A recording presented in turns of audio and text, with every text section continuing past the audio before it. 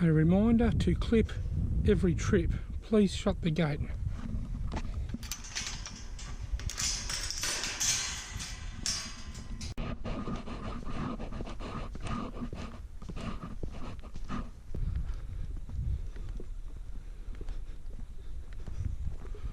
I'm out at the Winton Wetlands going for a walk out to the spit. These days they call it the lunette because it sounds better than spit. And I tell you what, there's not much water in the wetlands. Geez, bone dry. It's an interesting place, these Winton Wetlands. This is part of the natural cycle. This is dried up and this is supposed to happen. It dries up once every 7 or 8 years. Then it fills up, then it takes a few years to dry up again, then it gets topped up periodically. It's all part of a cycle, and what happens once it fills up, it's wet obviously, it's the name wetlands. Cocky's allowed. When it dries up, grass grows. If this doesn't fill up this winter, which I don't think it will, and I could be wrong, all different kinds of grasses and stuff will grow out there, like you can see growing around the edges. There's other swamps in the wetlands that are also dry, and they've already got growth from last winter. When the rains finally come, they fill up these swamps, and with all that grass and stuff under the water, that is just an absolute habitat bonanza for so much aquatic life. Insects return and the birds return to get the insects, and the whole place just comes to life. A fascinating and beautiful place this is, one of my favourites. Alrighty, I've gone off track. Out there you can see that mound in the middle of the screen, that's the spit. It's like a mountain in the middle of the wetlands when there's water here. It's like, it used to be an island back in the Lake McKellor days. I have come from over that way. What a beautiful day. Now I'm heading cross country through all of this grass and grass seeds and crap out into the mud flats. But you can see how all this stuff out here has grown in patches. This grew when it was dry last winter. And I'm expecting the main part of the swamp to grow like this winter if it doesn't fill up.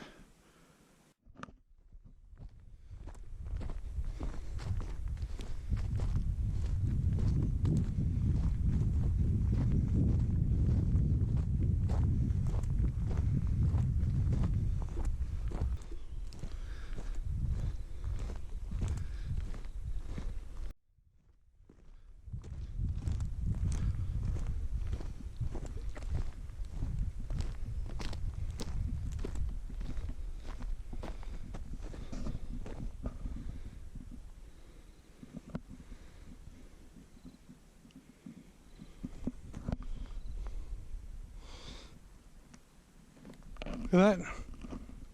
I know I've lost weight, but that looks ridiculous.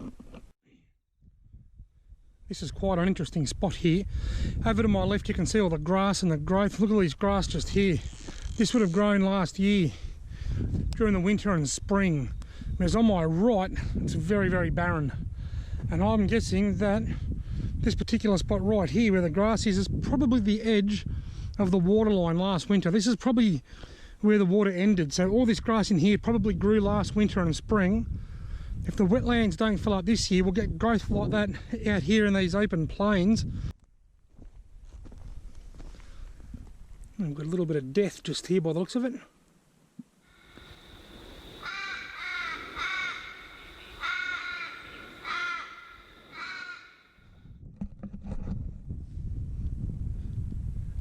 There's an empty shotgun shell there.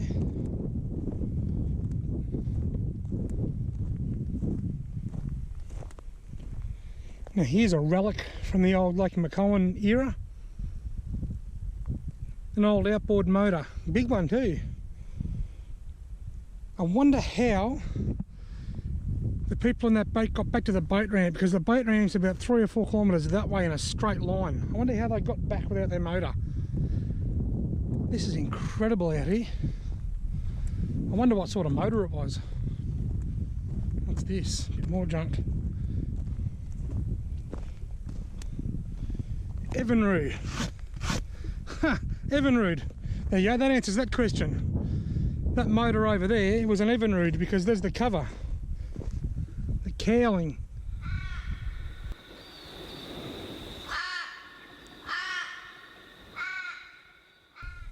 I've got a little bit of a problem.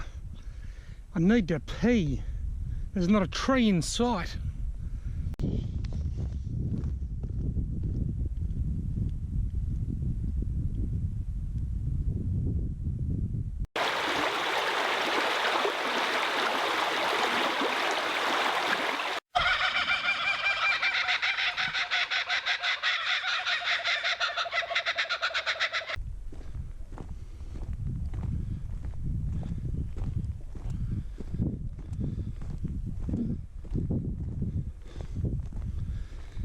We've got water.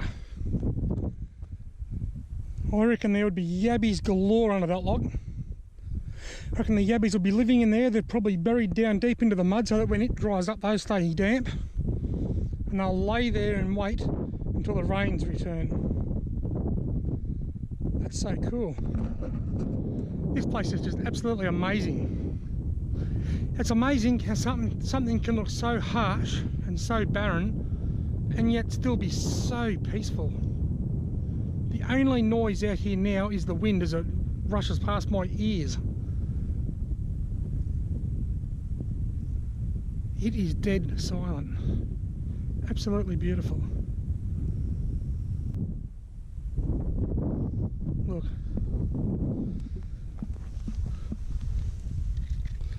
This poor little fella didn't make it. Poor bugger.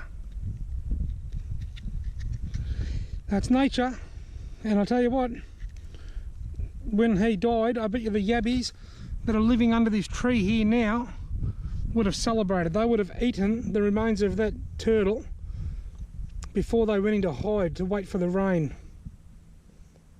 And that's nature. It appears cruel, but it is what it is. I'm having a ball out here.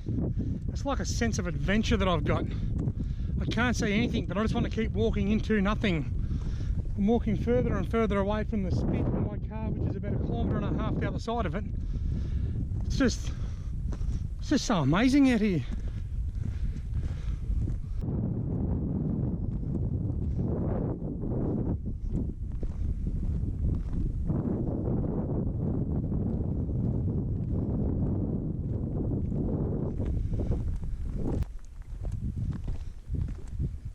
Another little refuge for the yabbies. There's another turtle shell out there next to the log. I'd say he's probably providing a meal for the yabbies.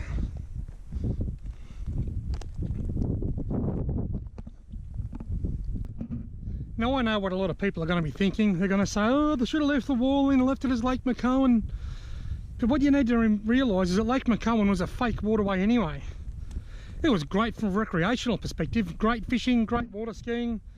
But from a water storage point of view, it was terrible because it was evaporating and losing so much water through evaporation. So they got rid of the lake. Now this is the Winton Wetlands in its natural state. This is nothing to be worried about. Don't worry about this being dry. That's not a problem in the world. This is what it's supposed to do. This is what this area done for thousands of years. Fills up, holds water for a couple of years, dries up, regrows. Fills up, floods the growth, provides food for the animals, dries up. It's just a natural cycle. And an absolutely incredible one.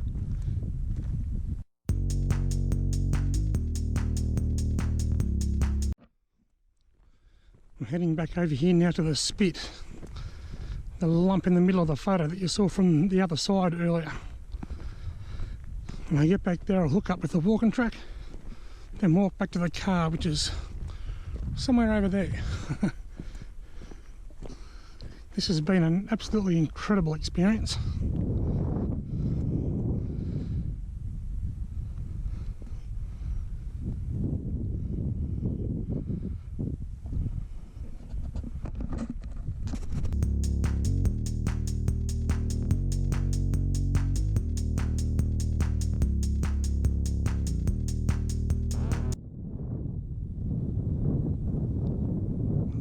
is the spit.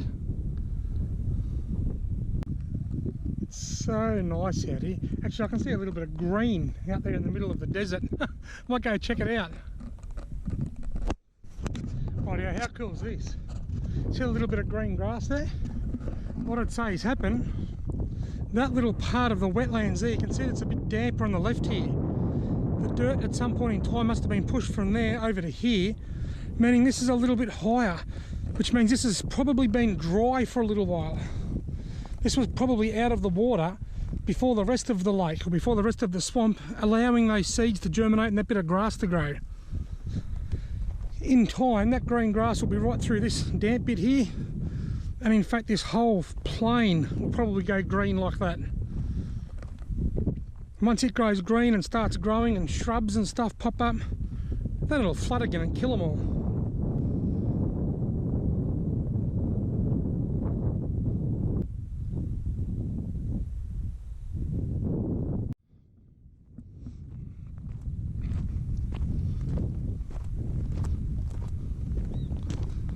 Alrighty, I've made it back to the spit of the lunette.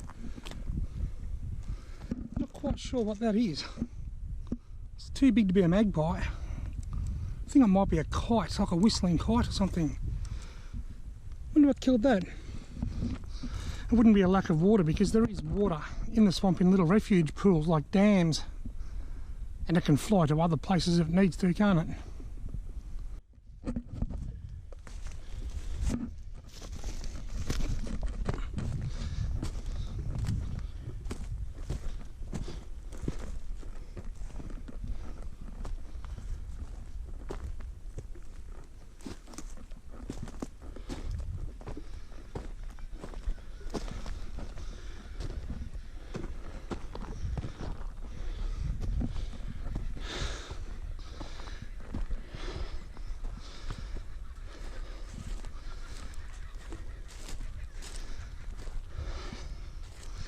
I'm puffed, and there's the Winton Wetlands.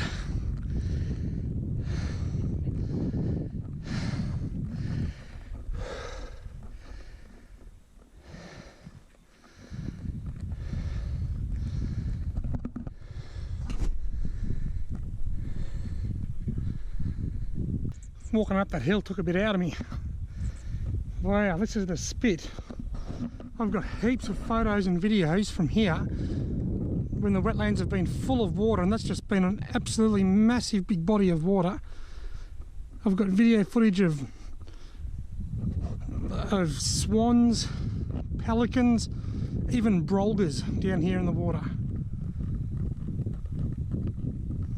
And you know the best bit? Once we get a good wet winter, the water returns to the Winton Wetlands, the birds will return as well.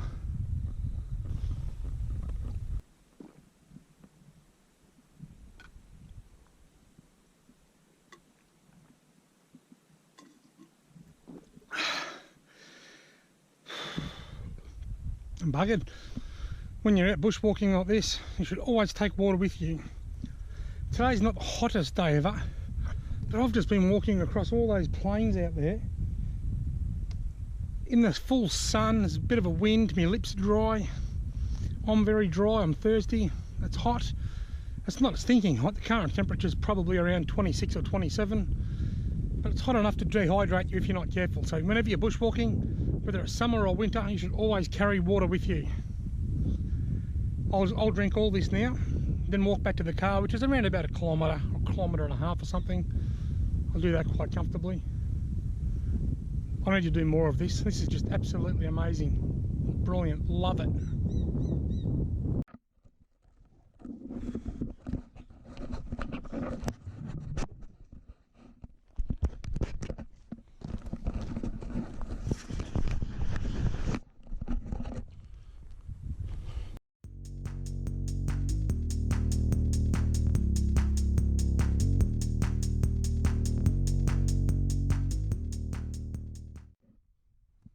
There's a huge big brown snake on the track here, a big eastern brown. Here, look at the size of him. I'm not going to get too close to this bloke. You'll notice sometimes I get close to the black snakes, but I will not be getting too close to this big brown, because These guys are very, very dangerous. You can actually hear him going across the ground. He's just discovered me.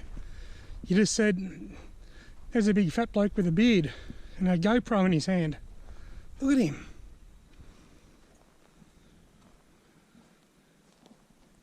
I actually don't see a lot of brown snakes out here in the Winton Wetlands. I see a lot on farmland, mainly black snakes out here because they're frog eaters, but well, not a lot of frogs out here at the moment because it hasn't rained for ages. There's no water.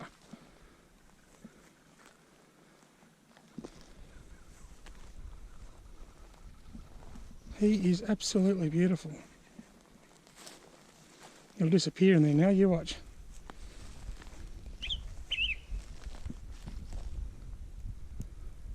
He's quite a long brown snake. He's close to 6 foot long. Just passing through my shadow now.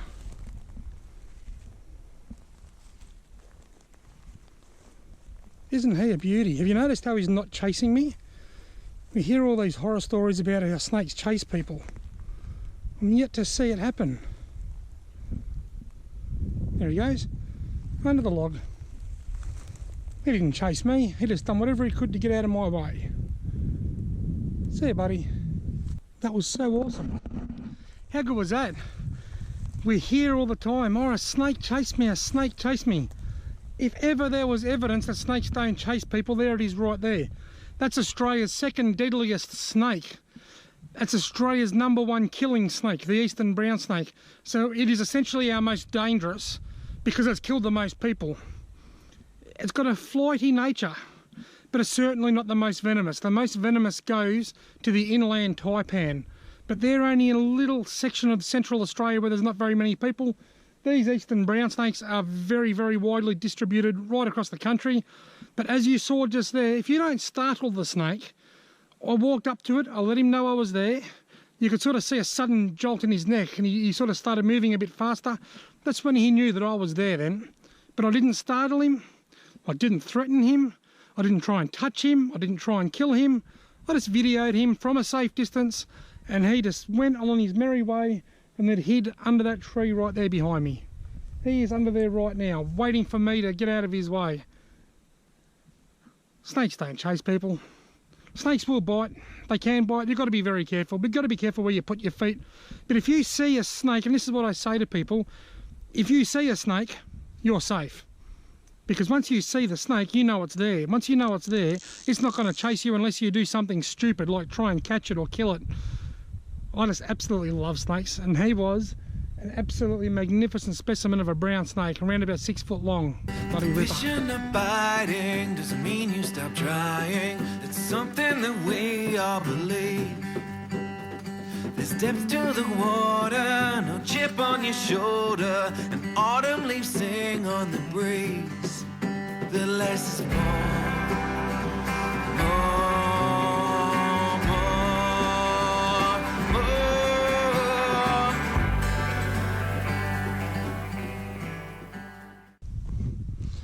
Right, yeah, that was the reptilian excitement, the snake excitement. Brown snakes are an elapid. An elapid is a front-fanged venomous snake. What a ripper.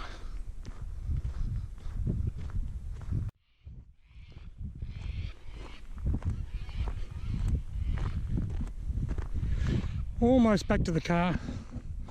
So far I've been walking for 2 hours and 19 minutes and I've done 5.4 kilometres. So by the time I get back to the car I would have done about 6 kilometres. Lovely little leisurely afternoon bushwalk. I've had a blast. This is great for the soul.